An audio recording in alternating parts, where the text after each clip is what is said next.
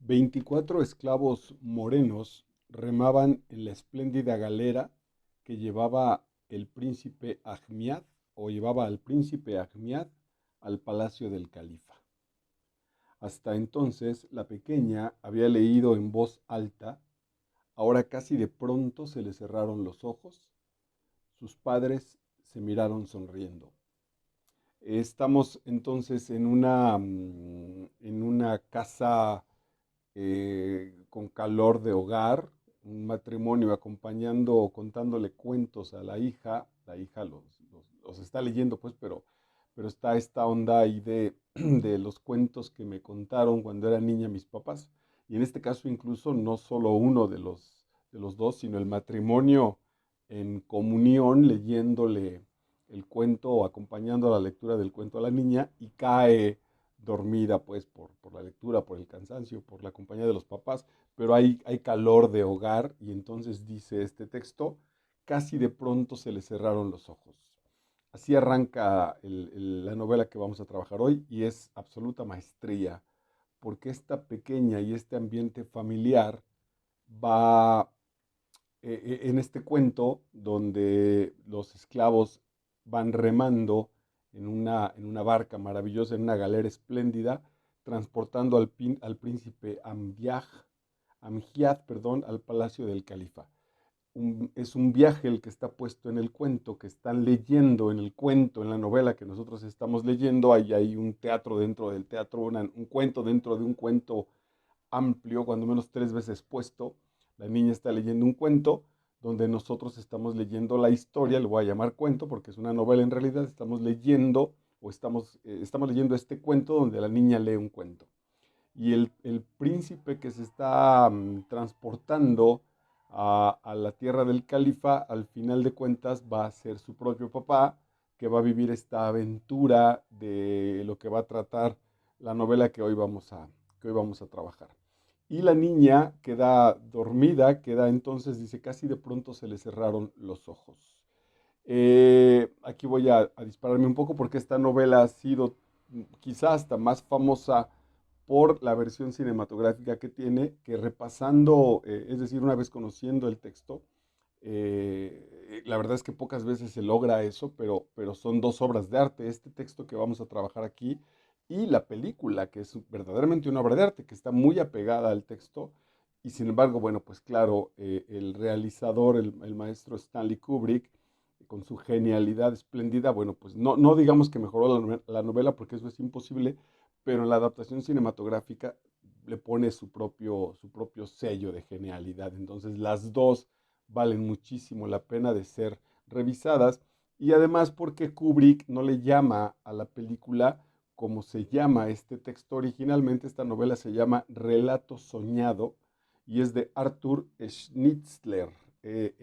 Arthur Schnitzler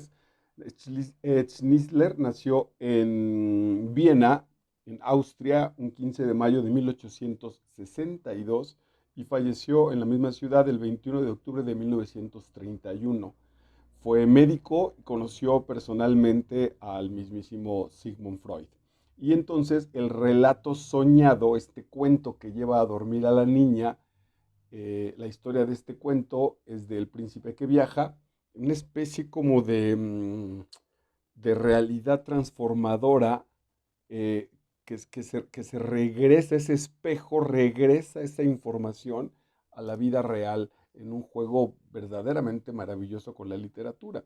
La literatura, esto está un poco sesudo y a veces podría ser hasta pedante.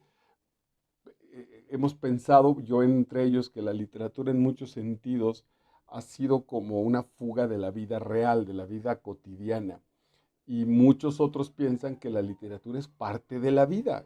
Yo ahora empiezo bueno, desde hace algún tiempo ya, a convencerme de ese proceso. Leer, pasar el tiempo leyendo textos, no es un asunto que me enajene de la realidad, es la mismísima realidad, está ahí presente, solo que puesta tal vez desde otra puerta o desde otra ventana, le vamos a llamar. Bueno, este reflejo del cuento se regresará y el navegante príncipe que va a ir a tierra del califa va a ser su propio padre, que la está acompañando a dormir a partir de este este hogar maravilloso en donde a los niños se les acompaña a dormir con la lectura de los cuentos de papá y de mamá. Ir a la lectura de un libro, a entrar a esa ficción, va a generar, va a espejear nuestra propia ficción, que no le llamamos ficción porque nosotros damos por hecho que habitamos el ámbito real de la vida, pero si tantito lo cuestionáramos filosóficamente, este ámbito real puede resultar absolutamente absurdo, falso, y ya muchas corrientes literarias lo han trabajado, el absurdo de la existencia, cuál es la vida. Tenía mi querido amigo Lorenzo Mijares, un director de teatro, dice que es algo bien interesante, que los personajes en el teatro, en los buenos dramas, están más vivos que los actores. Eso es bien interesante. Y tiene mucho sentido, porque sí, claro, uno puede llegar al ensayo con una vida aburrida en muchos sentidos y lo más interesante que puede pasar en el día justo es ir a ensayar y evidentemente no podría comparar mi existencia, toda mi existencia, todos mis años vividos hasta hoy, con ¿qué será? Pues la semana que el príncipe de Dinamarca sufrió, ¿no? O con el año o 2 años, o con la vida edípica, sería imposible. Entonces, por ahí va este espacio, este sentido. El relato soñado, entonces, es justo el transcurrir de, de los capítulos en la vida, sobre todo de nuestro doctor, el protagonista de esta novela, Relato Soñado, donde justo la realidad, la ficción, la verdad se van a poner en contradicho, se van a poner en contra unas con otras, en una especie de reflejo. Es como entrar a esta casa de espejos y entonces no saber exactamente cuál es el camino que me lleva a la salida, no saber cuál de esos espejos me está reflejando, si es que en un punto como demasiado elevado de este estado de perdición, si el reflejo que estoy viendo es tal vez el yo real y yo sea entonces el reflejo que ese yo real está proyectándose. En fin, un juego que así puesto puede parecer ligeramente absurdo, así narrado, así comentado, pero que de manera vital, con situaciones tan delicadas, tan complicadas y tan violentas que nos cuenta esta historia, eh, sí se cuestiona, ¿no? Sí se puede, sí nos lleva a esa sensación de perdición, de vulnerabilidad en la existencia.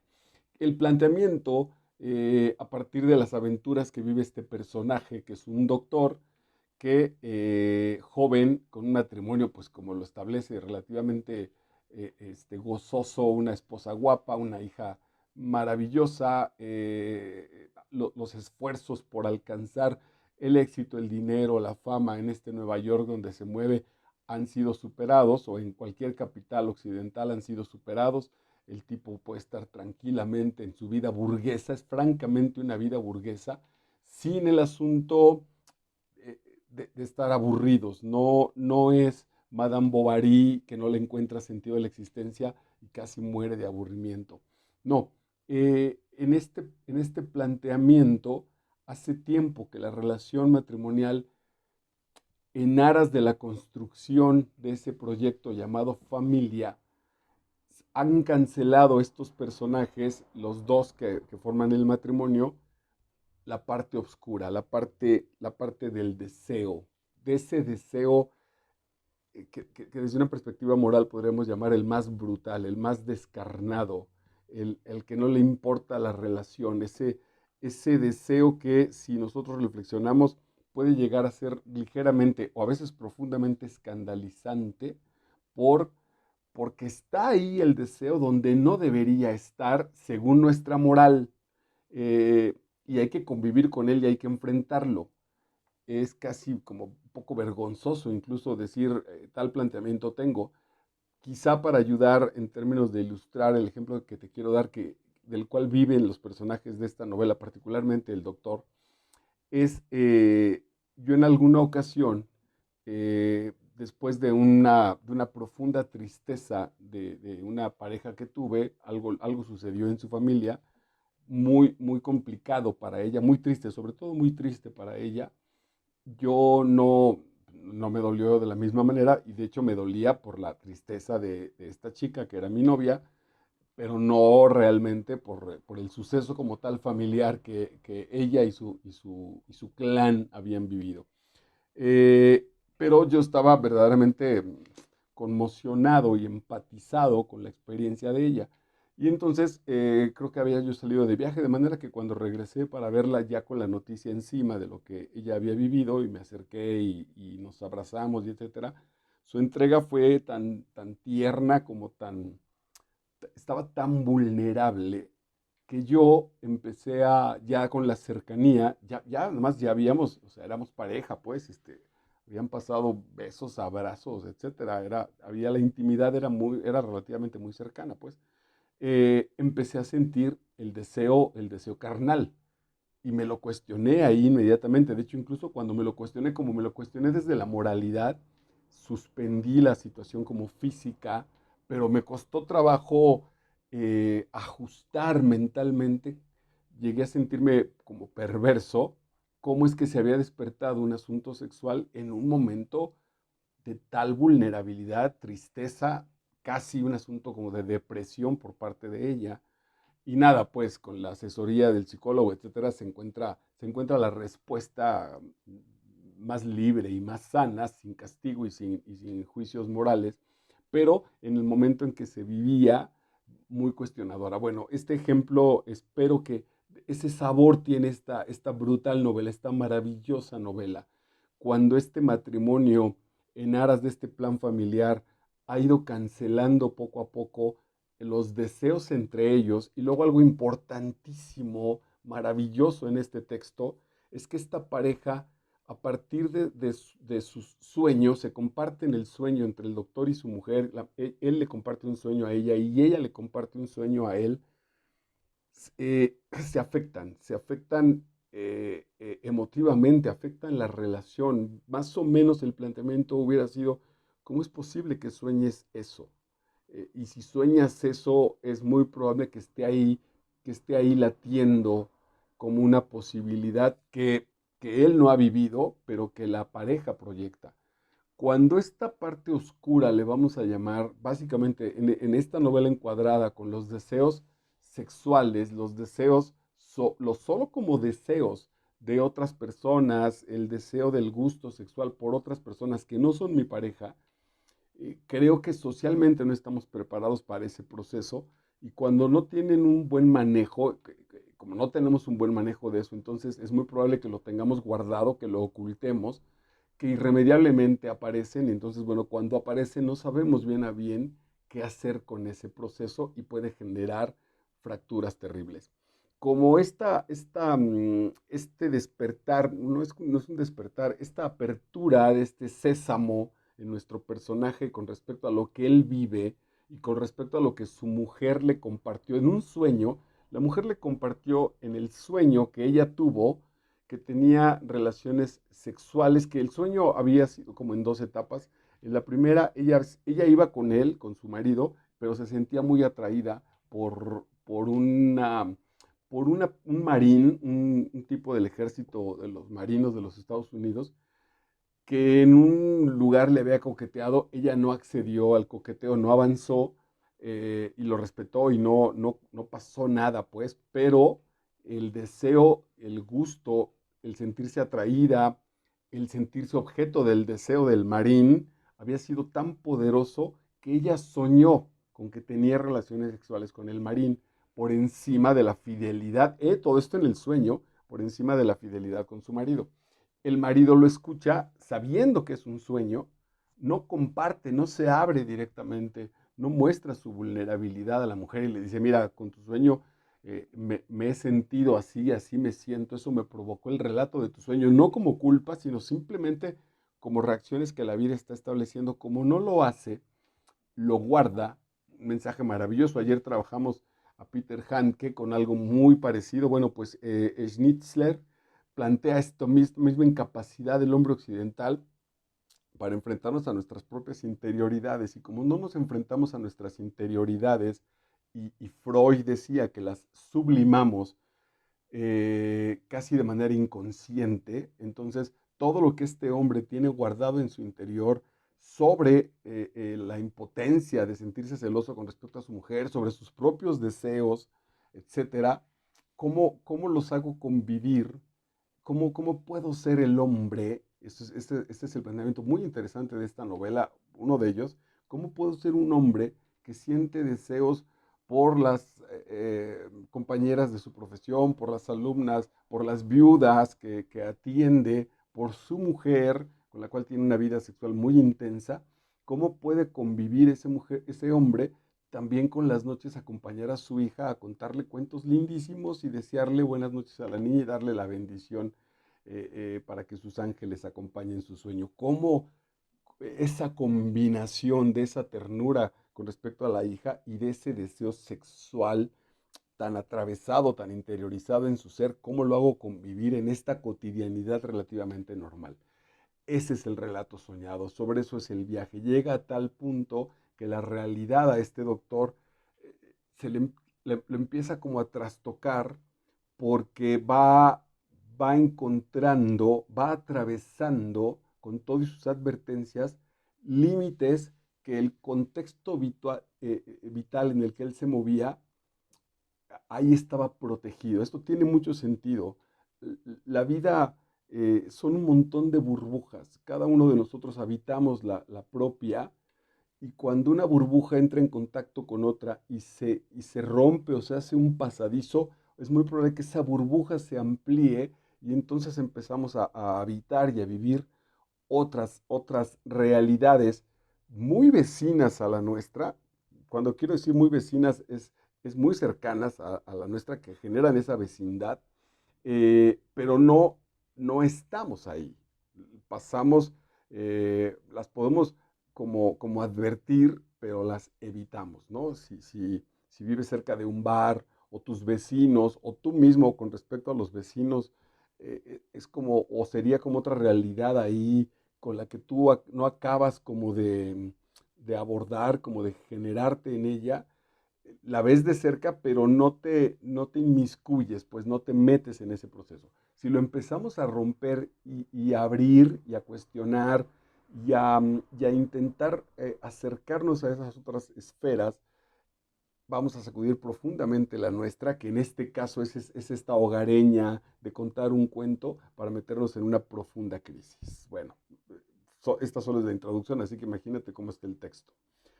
Empezó con este cuento y continúa. Dice: sin embargo, de la charla ligera sobre las insignificantes aventuras de la noche pasada, pasaron a una conversación seria sobre los deseos escondidos, esto entre la pareja, entre este matrimonio, sobre los deseos escondidos y apenas sospechados, que hasta en el alma más pura y clara pueden provocar turbios y peligrosos remolinos. Si de por sí con mis propios deseos turbios y peligrosos a veces me cuesta trabajo ajustarme yo mismo, conmigo como tal, imagínate entonces cuando esto lo comparto con una pareja y cuando la pareja me lo comparte a mí con toda, esto está en la novela, pero ajusta perfectamente para nuestra cultura, con toda la carga machista, de fidelidad, de salvaguardar esa fidelidad, como de encargarme de la fidelidad de mi pareja.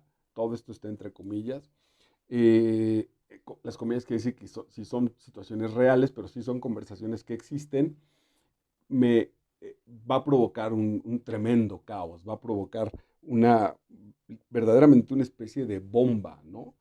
Este, una sospecha complicada, muy delicada, con la cual vamos a estar como habitando ese proceso, que se pueden ir generando como fantasmas interiores, como situaciones en la cabeza absolutamente neuróticas, pero que bueno, pues ahí están. Justo dice: en el alma más pura, clara y clara pueden provocar turbios y peligrosos remolinos. Hablaron de aquellas regiones misteriosas por las que apenas sentían añoranza, pero a las que el viento incomprensible del destino podría llevarlos algún día, aunque solo fuera en sueños. Y empezamos a ver temprano todavía en la novela la genialidad de este maestro.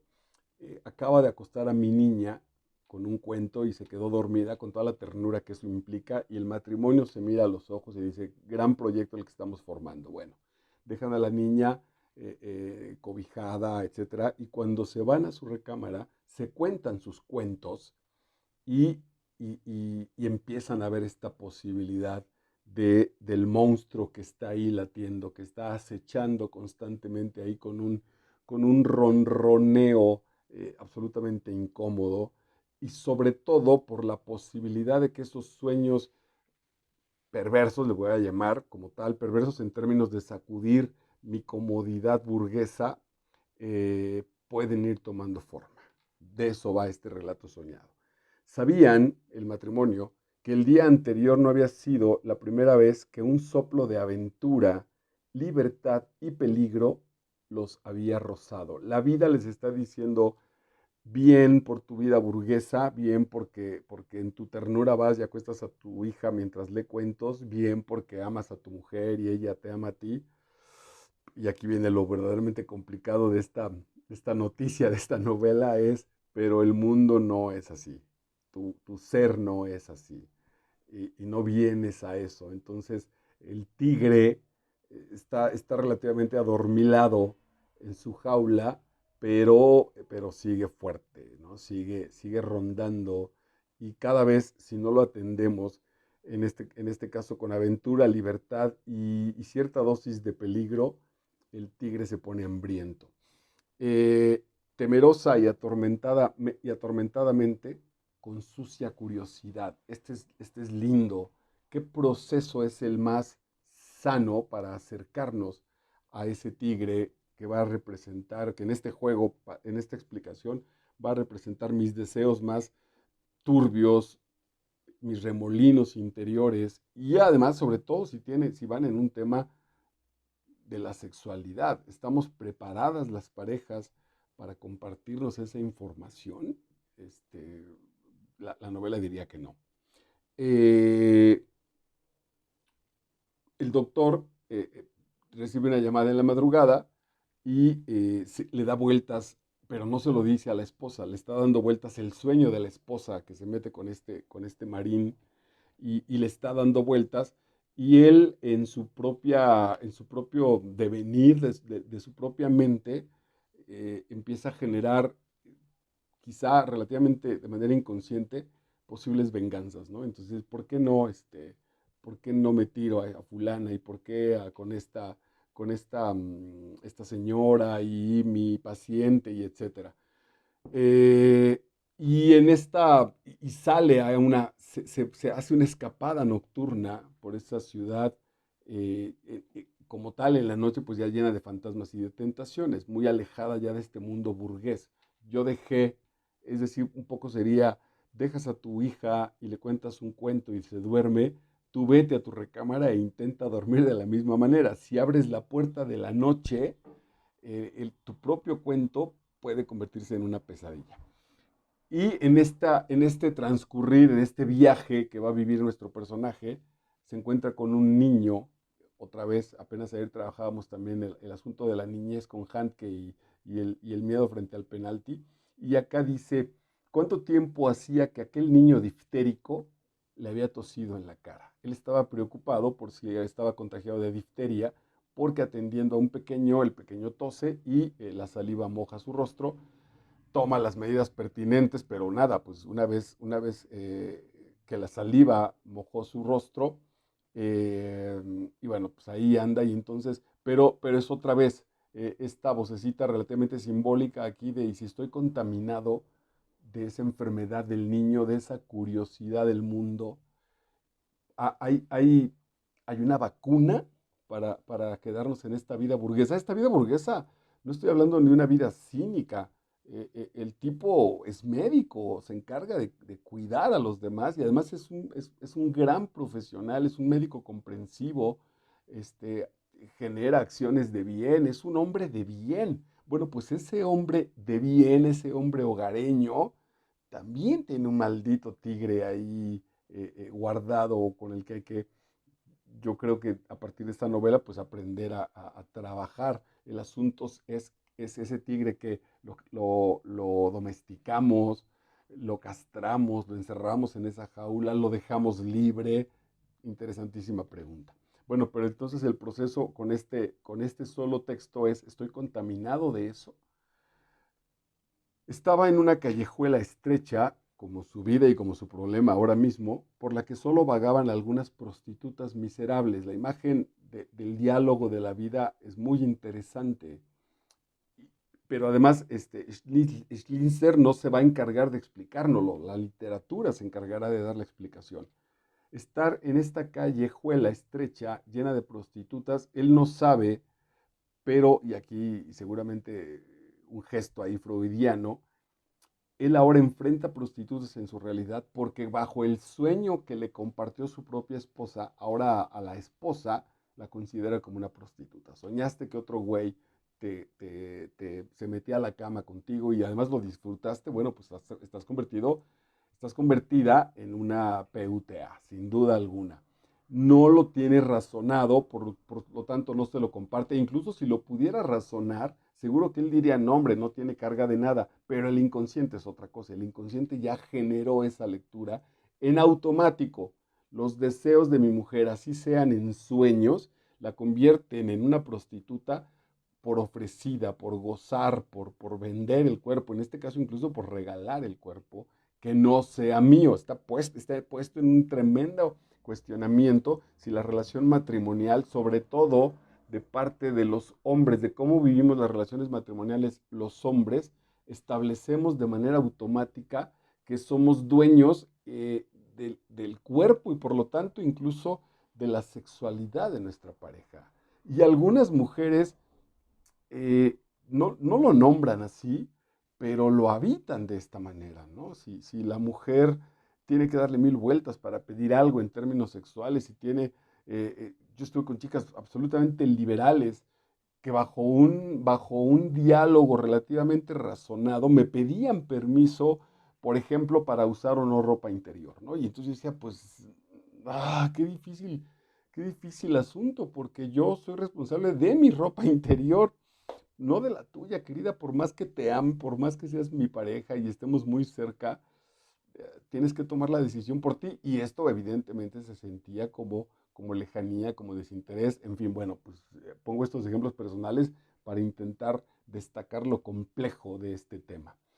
Entonces, estaba nuestro doctor en una callejuela estrecha por la que solo vagaban algunas prostitutas miserables en su nocturna casa de hombres, como su mujer en el sueño. Espectral, espectral, pensó.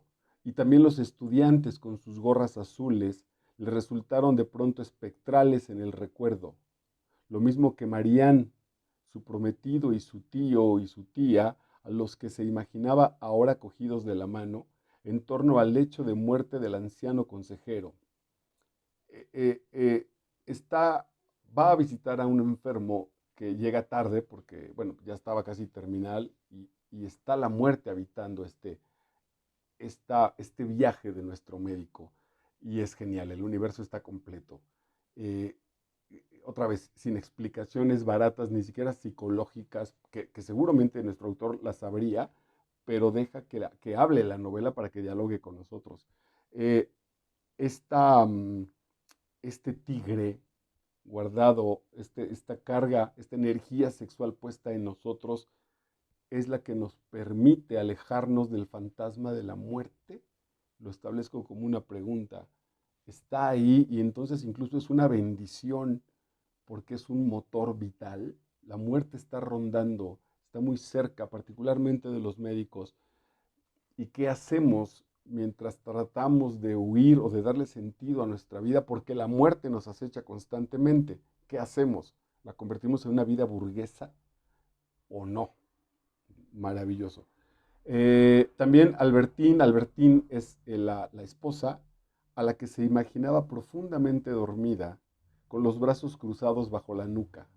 Hasta su hija, que ahora estaría hecha un ovillo en su estrecha y blanca camita de metal, y la institutriz de mejillas rubicundas, con su lunar en la sien izquierda. Otra vez esta vida pacífica. Mi hija, mi esposa y la institutriz de la niña, estas tres mujeres de su vida, están en su casa cuidadas, descansando, y yo estoy afuera en esta aventura nocturna absolutamente cuestionado.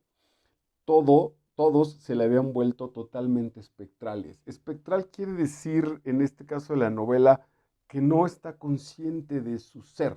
Ontológicamente se le han escapado. Son, existen, están, eh, quiénes son, por qué están aquí. Hay un cuestionamiento interesantísimo con respecto al asunto de su propia vida, ¿no? Cuando en los momentos complicados de nuestra existencia podemos preguntarnos, bueno, ok, y esta mujer que duerme desde hace algunos años conmigo, ¿quién es? ¿Quiénes son mis hijos? ¿Quiénes son mis padres? Etcétera, etcétera.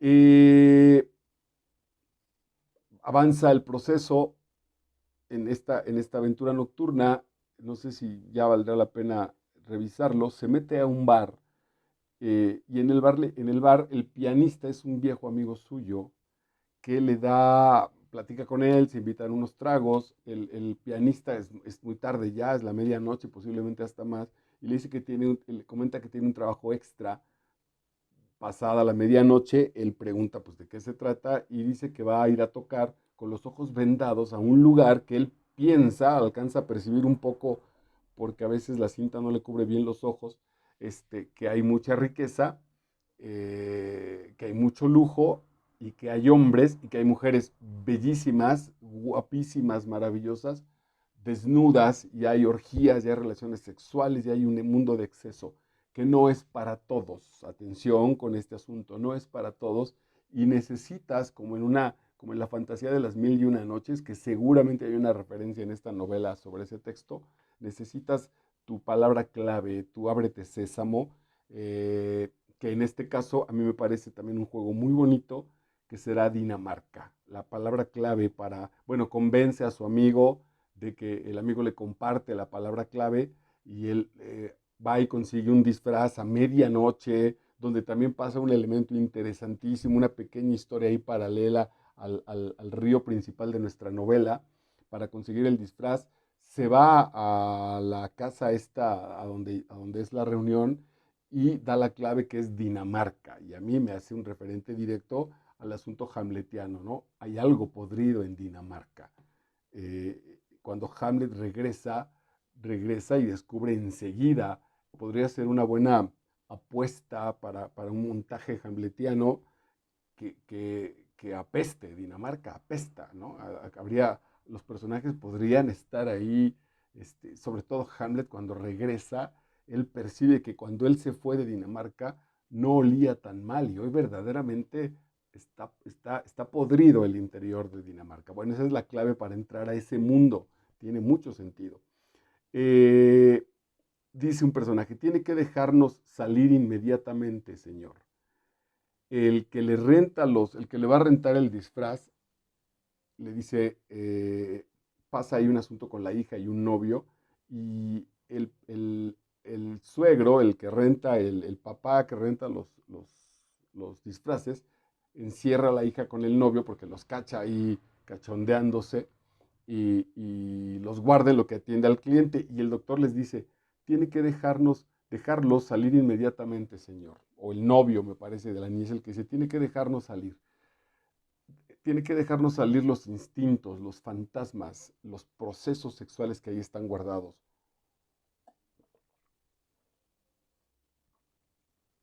La cultura no ha sabido gestionarlos. Casarse, en México llamaríamos tener un noviazgo de manita sudada, no es suficiente. Ahí están puestos. Yo creo que hasta este momento, hoy es domingo 28 de mayo del año 2023, y no me refiero solo a la fecha como tal, sino desde que el hombre es hombre hasta el día de hoy, no creo que tengamos una respuesta correcta de qué hacer con estos impulsos de nuestra juventud y que se siguen manteniendo, ¿no? Acuérdate que Octavio Paz, en algunos de sus poemas de vejez, está absolutamente sensual.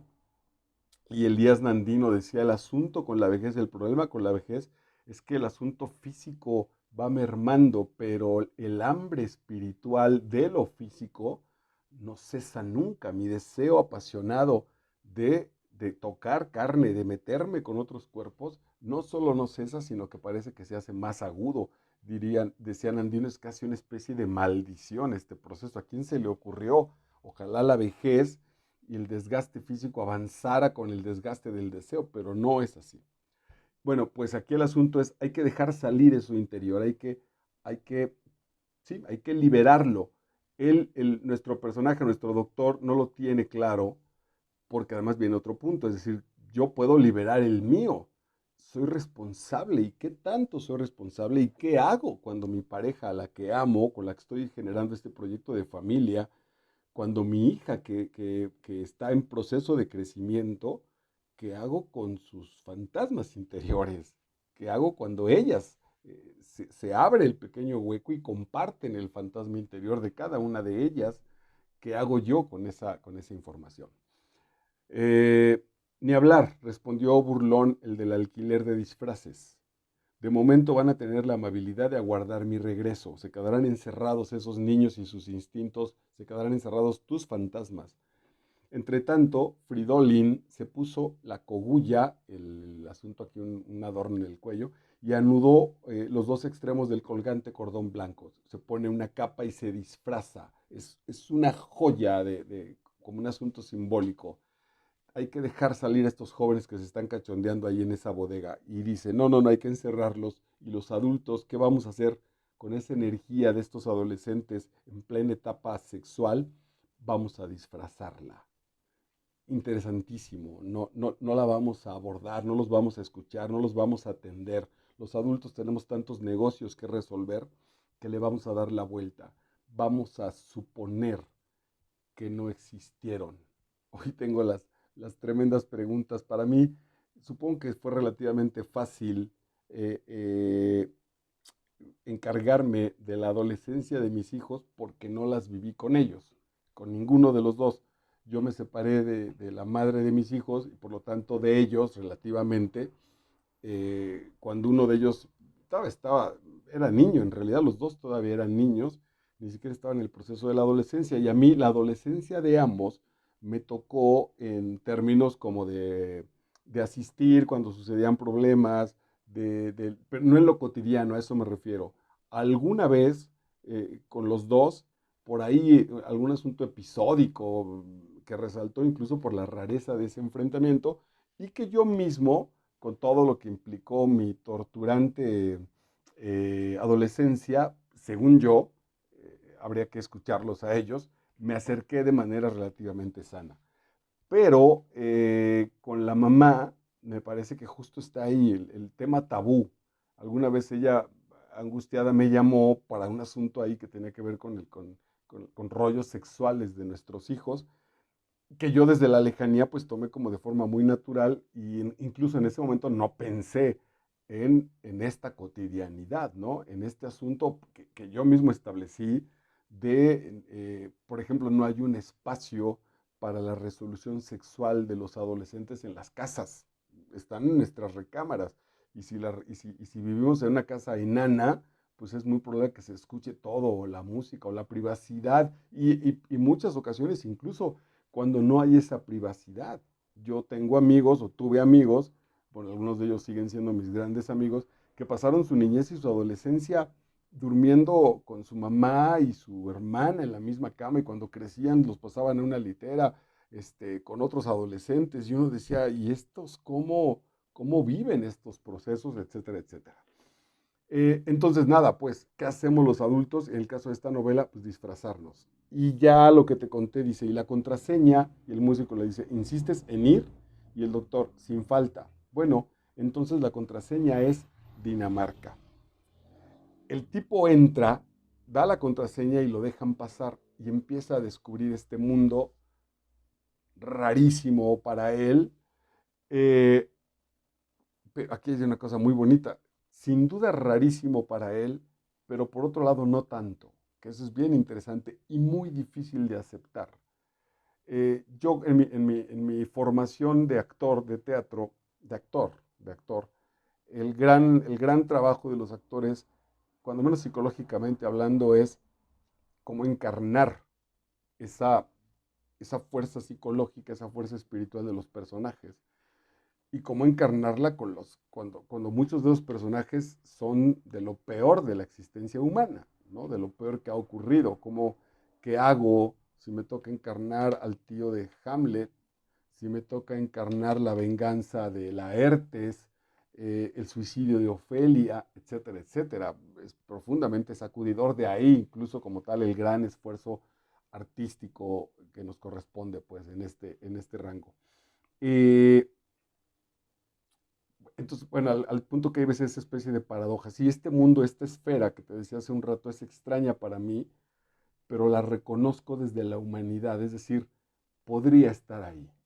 Por determinadas situaciones en mi vida es así, medianamente burguesa, tranquila, muy espiritual, pacífica, etcétera. Y yo diría incapaz de las cosas que me entero en la prensa, pero no incapaz por esa incapacidad, dicen los psicólogos, la establecemos y resulta hasta placentera porque ver el mal en los otros hace destacar el bien en nosotros. Ver el mal en el otro me hace pensar que yo soy mejor que él.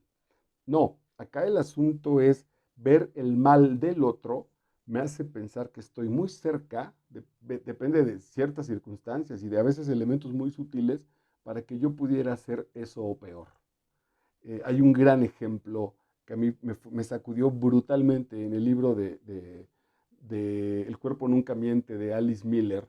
Alice Miller empieza a narrar la historia de un joven, de un pequeño muchacho a punto de hacerse adolescente, y yo recuerdo haber subrayado párrafos enteros de ese capítulo porque dije, está hablando de mí, de una especie de abandono en la familia, de una incomprensión, etcétera, etcétera. Y fue brutal, la compartí en una terapia psicológica porque al final del capítulo te dice Alice Miller, ok, este muchacho del que te estoy hablando se llama o se llamó Adolf Hitler. Y entonces fue así, ¡boom, cabrón! Qué fuerte noticia! También tiene este sesgo el libro de Alice Miller, que es una joya, de que el asunto no era, el otro día planteaban aquí en una cosa de las redes sociales, Adolfo Hitler intentó entrar a la escuela de arte, no sé si de Berlín o bueno, una escuela alemana, para pintar y lo rechazaron. Y entonces la pregunta era, y creo que 2 o 3 veces, ¿qué hubiera pasado si lo hubieran aceptado a Hitler? Bueno, pues no hubiera sido Hitler, pero a mí me parece que lo que se están saltando, y es lo que apunta Alice Miller en su texto, es que el elemento para Hitler, el elemento que detona todo lo que provocó Hitler, está en el contexto, no está en lo personal. Todos podemos ser Hitler, todos tenemos esa capacidad, pero el contexto es el que nos determina hacia dónde vamos.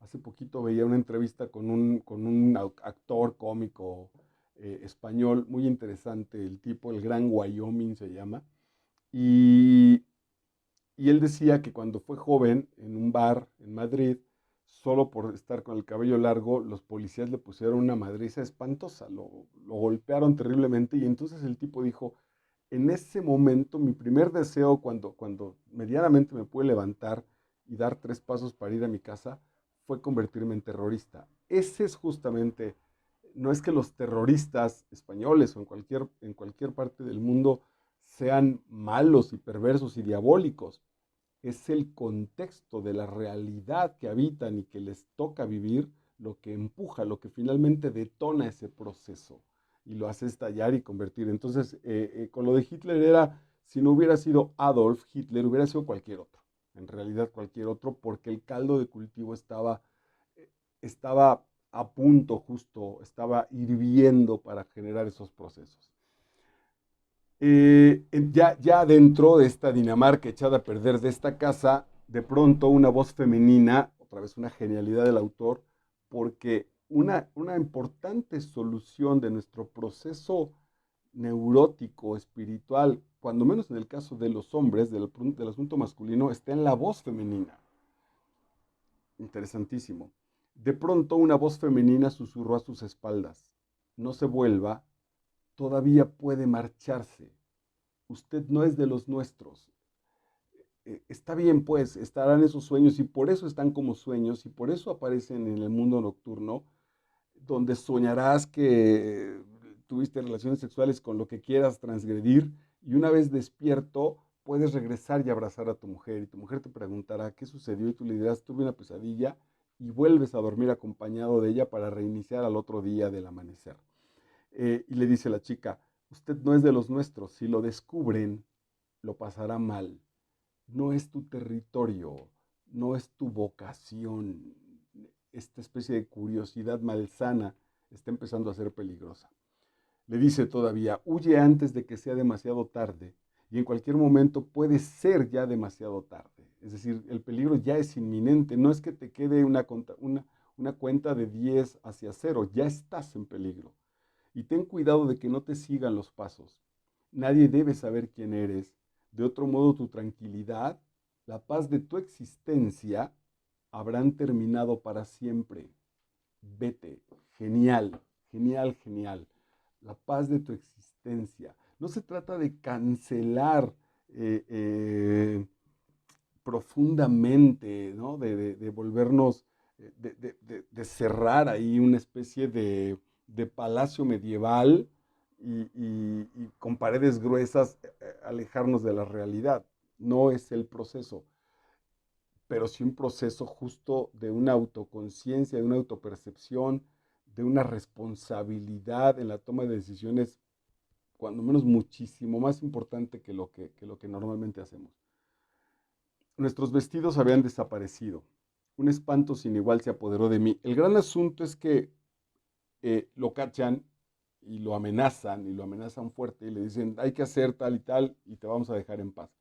Él todavía no hace caso con la primera ocasión y la amenaza llega muy fuerte, llega de manera muy cercana. La más cercana en la película, que no recuerdo si está en el texto, ahorita lo comprobaremos, en la película es muy buena porque, porque él encuentra uno de sus disfraces, eh, no me acuerdo si es el disfraz, él encuentra algo que no tenía que hacer ahí en su propio lecho, a un lado de de su mujer descansando. Es decir, esta sociedad, estos hombres, llegaron hasta lo más vulnerable, pusieron el recado en su propia cama mientras su mujer estaba dormida. Es decir, no hay manera, no los va a detener absolutamente nadie y te lo advirtieron. Ahora, simbólicamente, ya está listo, también está en la lista de espera el Ramayana. Pues, aquí puede decir, ¿qué tiene que ver el Ramayana? Bueno, el Ramayana es un asunto simbólico. Este proceso donde esta gente, esta mafia, ya se metió hasta tu propia casa, es una representación simbólica de los pensamientos. Todo empezó con ese no saber detener qué hice con la información que mi mujer me dijo, a la que amo, con la que estoy formando este proyecto de hogar burgués, si tú quieres, pero al final de cuentas pacífico, de formación para una niña, de tranquilidad, etcétera. Al no saber manejar esa información, al no saber abrirme al enfrentamiento de esa información, al no saber qué hacer desde mi parte femenina, etcétera, hoy está puesta de manera amenazante y física en el mundo, pero en realidad la lección en este momento sería, ¿qué hacemos con nuestro primer pensamiento? Lo desarrollamos y lo soltamos de manera neurótica y te puede echar a perder una noche y pasarla muy mal, o incluso como tal, una existencia, una vida. Por eso es que los alcohólicos se defienden del primer trago. El quinto, el séptimo no me preocupan, me preocupa el primero, porque el primero es la puerta para que llegue el resto. Entonces, mucho de la terapia, justo para los grupos de una terapia ya mucho más práctica, es el momento de reacción es antes de la copa. ¿Qué haces? Hay que estar muy atentos, hay que estar como el soldadito de plomo, con el fusil al hombro y la mirada al frente, mentalmente hablando, porque las acechanzas están ahí a flor de piel y son brutalmente pervertidas. Alguna ocasión, fue una experiencia casi surrealista. Voy a un grupo de alcohólicos anónimos, no a mi grupo, voy a otro grupo, y se está celebrando una ceremonia de cumpleaños, de no beber de un personaje, ¿no? Cumplió 5 o 6 años, y entonces la junta lo felicitan y bla, bla, bla. Y terminando la junta, el tipo nos dice a sus más cercanos que si lo acompañamos a un bar, porque le van a poner un poco de música y le van a comprar un pastel. Vamos al bar, 4 personas normales y 10 alcohólicos, nos metemos al bar. La primera ronda, todo el mundo pedimos aguas minerales, el mesero y el administrador del bar sabían, y entonces bebimos aguas minerales y Coca-Colas y bailamos y todo estaba muy bien, hasta que uno de los normales, aún preguntando, dice, oye, ¿yo puedo pedir un trago? Sí, claro, no tenemos problema, y entonces piden una botella para los normales, y el del cumpleaños de no beber se toma una cuba. Fue un momento interesantísimo, fue un shock así de, güey, de veras que el tipo que está cumpliendo 6 años de no beber, hoy va a preparar con sus amigos alcohólicos una cuba, y entonces el tipo levanta la botella y dice, ¿quién más quiere? ¿Quién quiere? Evidentemente los alcohólicos, ninguno quisimos, 2 o 3 padrinos viejos ni se despidieron de él, solo se salieron.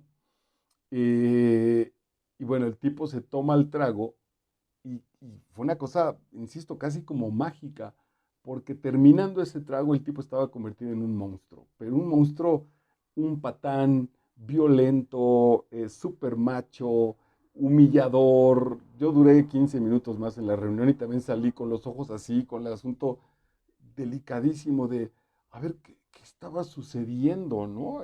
Entonces, ¿la terapia funciona o no funciona? Bueno, pues me parece un gran ejemplo para estos monstruos, que el gran elemento no está frente a la copa, en el caso de los alcohólicos, no está frente a la mujer desnuda, donde yo voy a, donde, donde ya no es momento de tomar mi decisión y decir, no, le voy a ser fiel o no le voy a ser fiel o infiel a mi mujer cuando ya tengo ahí a la maja desnuda. No, está mucho antes, está desde trabajar así de radical puede ser, así de radical viene en el Ramayana, por ejemplo, desde que surge el primer pensamiento, ni siquiera es detenerlo, no, es empezar a investigar por qué sigue surgiendo ese primer pensamiento. ¿De dónde demonios me surge la idea de decir, vamos a celebrar mi aniversario de no beber en un bar? Por más que conozca al tipo y que yo beba Coca-Colas y aguas minerales, ¿de dónde demonios se te ocurre que puede ser un lugar para celebración? Bueno, pues así estaba el punto. Eh, Irresolubles situaciones para arreglarlas con la razón. Bueno, entonces está muy cerca ya.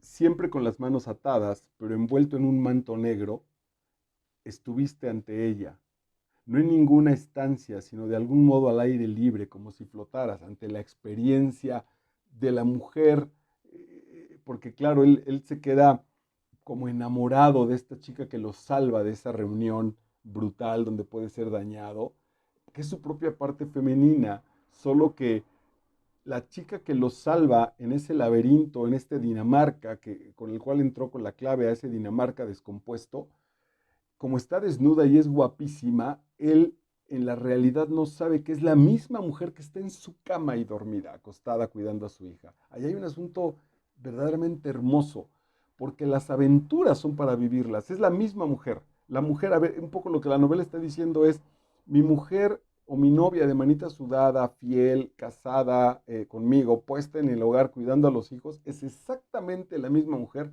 guapísima en tacones que está bailando conmigo en un antro. Es la misma, simbólicamente hablando. Lo que sucede es que nuestra vida burguesa y nuestras determinaciones morales y nuestras estructuras ético-morales, en muchos sentidos muy descompuestas, ya no puedo aceptar que la mujer que esté en mi casa cuidando a mis hijos tenga la sensualidad, la fuerza sexual de esta mujer que está bailando ahora conmigo en un antro a medianoche.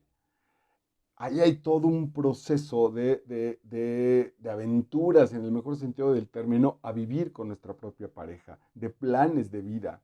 El plan no es construir un hogar para nuestra hija, el plan es generar nuestro máximo nivel de potencialidad humana, compartirlo con alguien, y si nuestra hija juzga, cree y se le antoja ese camino, bueno, pues se adaptará y caminará con esa tribu, si no buscará sus propios procesos.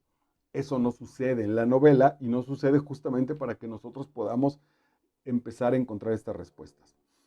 Entonces, ella tenía un pergamino en la mano, tu sentencia de muerte, en la que se expresaban también tus culpas y los motivos de tu condena.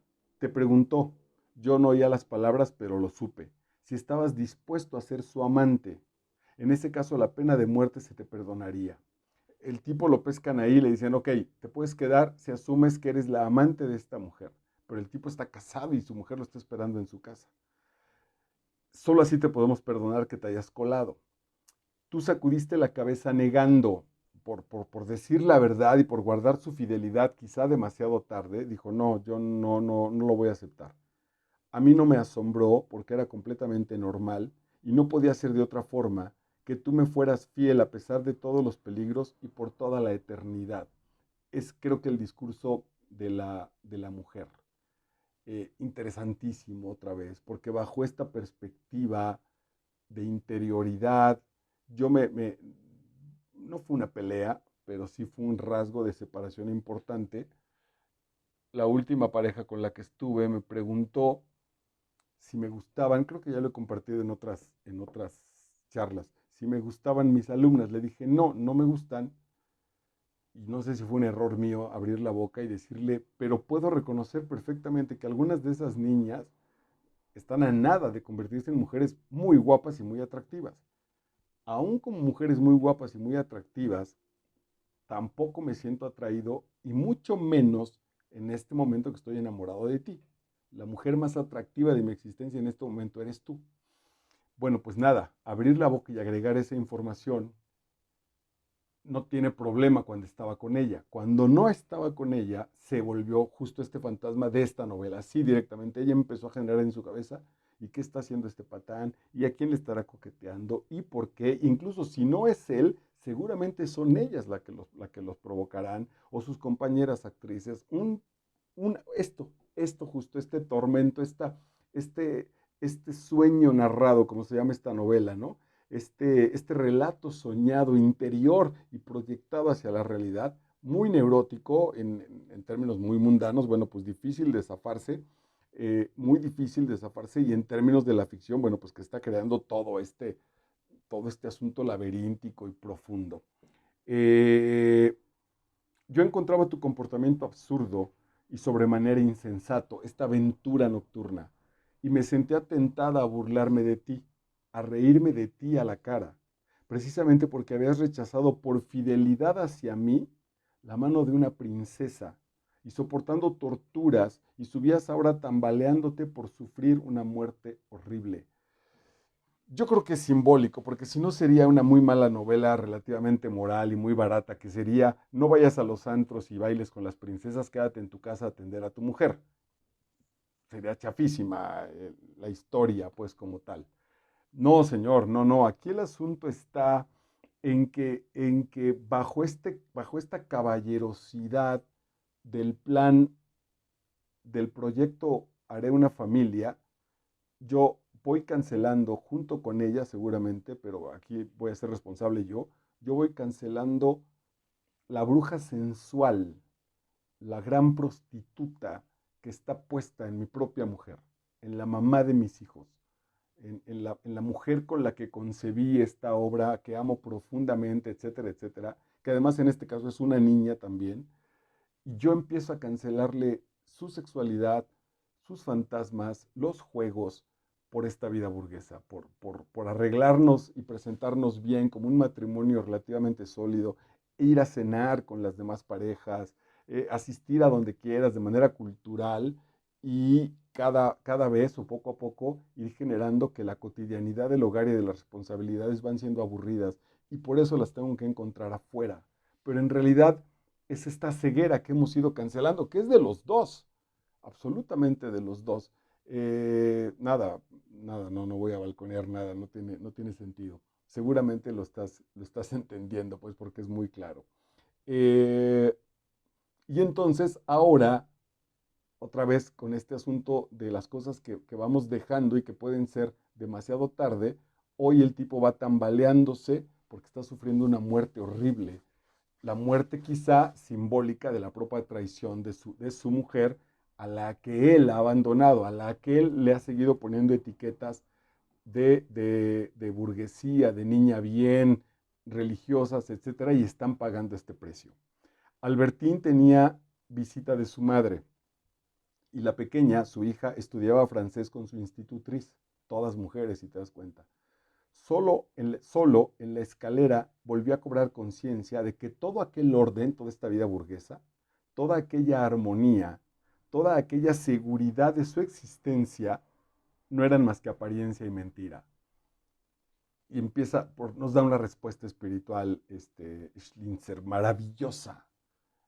No generes apego a esta vida burguesa. Estate atento para que empieces a dominar a ese tigre desde que es un cachorro. Va a crecer, pero ese tigre de cualquier manera sabrá quién es el líder de la manada. El líder de la manada eres tú, tu vocación, tu intensidad, tu trabajo, tu disciplina. Y el líder no niega a sus seguidores, ¿no? Al contrario, los conoce, los trata bien, les da sus oportunidades, etcétera. Él terminará por negociar ese proceso porque él es el dueño, pero hay algo muy claro, yo soy el cabeza de este proceso. Eh, hay un perro más o menos de la calle porque se encarga de él un señor aquí como el vigilante, digamos, del estacionamiento de los vecinos, el velador más o menos se encarga del perro. Pero entonces en el día el perro anda pues relativamente suelto aquí por el andador donde vivo. Y ha escogido mi escalera, la escalera donde yo vivo, para tomar la sombra y para generar siestas. Bueno, pues ahora que salía yo cargando mi bicicleta para hacer mis cosas, no se movía el condenado perro y entonces me costó mucho trabajo, pero le eché la llanta de la bicicleta encima. Digo, no la atropellé ni mucho menos, solo sintió la llanta y le empujé y nada, me costó mucho trabajo, el perro es más o menos grande y entonces mandonamente, güero le dicen, güero, hazte un lado, quítate y déjame pasar. Y, y aunque fue relativamente fingido, funcionó. Entonces, claro, ahora el güero, en cuanto está ahí y abro la puerta, él baja la escalera, me deja pasar y luego se regresa. Parece una cosa ahí maravillosa. Y entonces ya a partir de eso ya me atreví a tocarlo y a darle ahí unas palmadas, a ofrecerle un poco de agua. Eh, la lección ahí para mí es bien interesante porque, claro, para hacerme el bondadoso y el bueno y cuando el resto de las vecinas o los vecinos se asomen, pues me encantaría que me vieran ahí acariciándolo y decir, ay, qué buen hombre es este señor que se encarga ahí de este perrito. Pero no, este perrito se quita de mis escaleras y me obedece porque él ha reconocido en mí el líder de la manada. Este señor es el que manda, este me da agua, este me presta su espacio para dormir, seguramente él no tendrá problemas, y así es, así está el orden, y él lo vive como tal. Yo soy el que voy a echarlo a descomponer, ¿no? Yo soy el líder de este grupo, y este perro, cuando yo salga, te quitas, y ya puedes regresar cuando no esté. Así está nuestra realidad, así está nuestra negociación existencial entre este Can sin conciencia y yo. Si yo llego a alterarlo por mis situaciones neuróticas y por generar ahí la buena mascota y pobrecito perrito, si yo llego a proyectar en ese Can mis propias carencias emocionales, voy a partirle la madre a la relación. Espero que el ejemplo haya sido claro.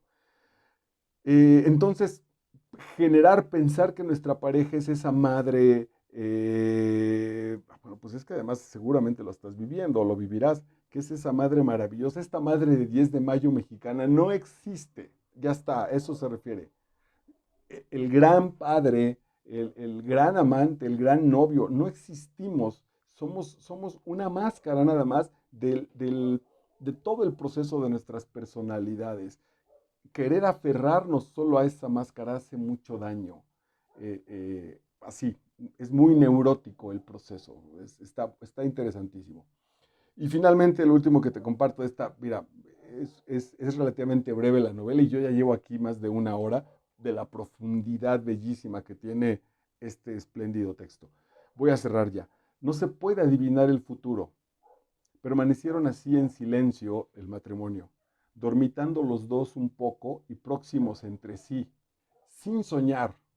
El madrazo del sueño fue muy fuerte, sin soñar, hasta que como todas las mañanas, llamaron a su puerta a las 7 y con los ruidos habituales de la calle, un rayo de luz victorioso a través de la rendija de la cortina y una clara risa infantil, es decir, pasó la noche, pasó la aventura de nuestro Odiseo moderno, y cuando regresa a su casa y dice, güey, mi Penélope estaba en verdadero peligro, si pierdo esta joya de Penélope, me vuelvo loco.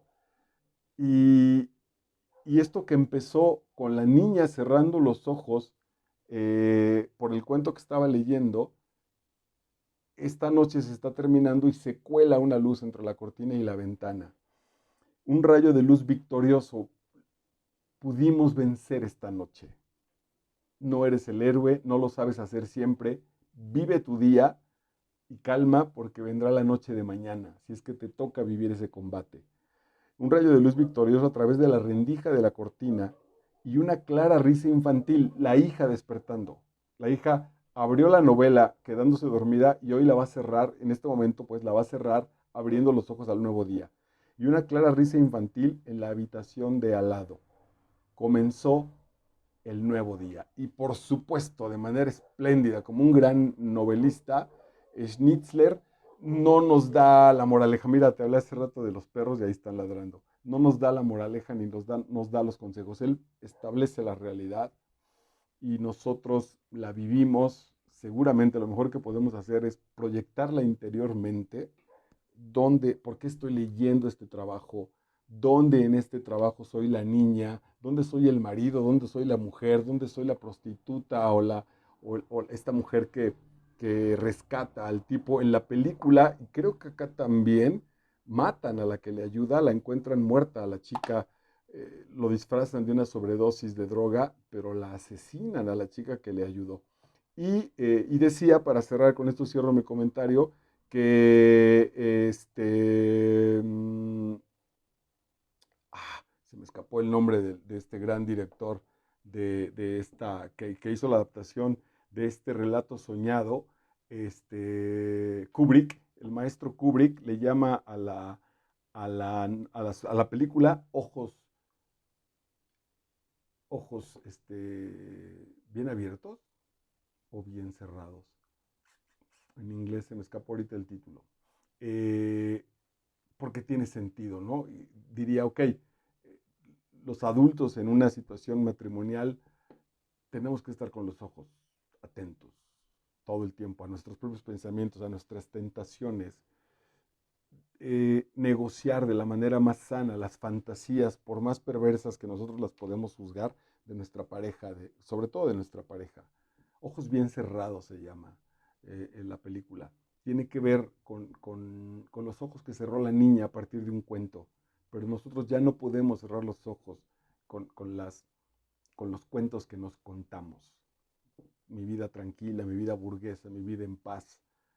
Eh, Tampoco es vivir de manera neurótica, con el temor de que esto se descomponga, pero vivir me parece justo es absolutamente el presente y, y lo que está surgiendo constantemente en mi cabeza y en mi interior, en mi cuerpo como tal. Desarrollando este proceso, el otro día lo resolví, salí a hacer ejercicio y me dolieron las rodillas. Y lo que antes era, corrí de más, no calenté, no estiré bien, etcétera, dije, ¿ante qué demonios no estoy cediendo? ¿Ante qué parte de mi realidad no estoy hincando la rodilla? Porque por eso me están doliendo, porque la rodilla en este caso tiene que ver con soberbia. Los dolores en específico, pues hay que investigarlo a profundidad, pero dije, claro, sí es esto. Encontré el asunto, lo resolví y el dolor no solo desapareció, no se proyectó, se quedó como si no hubiera ocurrido nada. Venga, gracias por tu compañía en esta nueva entrega. Soy Marco Vidal, estás en Master Vidal en YouTube y hoy trabajamos de Arthur Schnitzler, el relato soñado, que fue la novela que dio origen a Ojos Bien Cerrados, la película de Stanley Kubrick. Una joya de texto. Descansa, chao.